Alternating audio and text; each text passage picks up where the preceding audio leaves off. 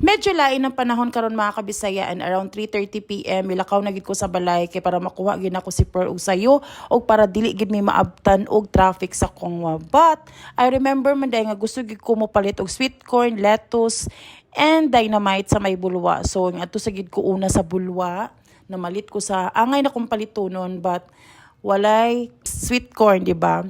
So nagpalit na lang din ko pipino kay nakakita ko pipino nga tag 10 pesos per kilo. Ug after ana, midritso na dayon ko sa may Kongwa ug diri ko nag-agi sa may Bayabas ug sadyang nakita na ko ning Apex nga grabe ka barato sa ilang tubil mga kabisaya. Nagpatubi na lang po dayon ko kay syempre what is 7 pesos nga ma-save nimo compared kung magdito ko magtubil sa may Caltex nga duol sa mua, di ba? Pagka ko magtubil diretso na din ko sa Kongwa mga kabisaya kay para makuha na ko si Pearl ug para di na sad ko maabtan kay sa traffic sa Kongwa. Og since kay daghan na kay kog free time sa gabi mga kabisaya, nag-decide mi ni Pearl nga mag-milk tea kami diri sa may Chinky. As always, the best gid gihapon ang milk tea diri sa Chinky mga kabisaya, no? Bisan pag napakoy kaugalingong milk tea guys, but grabe gina-idol gigihapon ako ang Chinky when it comes sa ilang taste, ilang pagka-authentic, the best good, the best. Then si Pearl, ang pinaka-happy karong hapon na mga kabisaya kay nag-order siya ramen.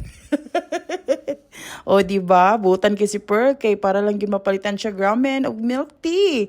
But syempre mga kabisaya, bisan pag nami cravings in life, gusto mi mag milk tea, gusto mi mag ramen, dapat lang gyud nga budgeted gid atong kwarta, no, with limitations ginamong mga gasto gid everyday ni Pearl kabalo gid ako mga anak-anak. Og not bad man sad mga kabisaya kay among gastos lang gid ana is only 310 pesos.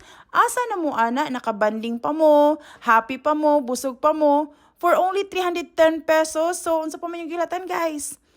Pag date na mo diri sa Chinky.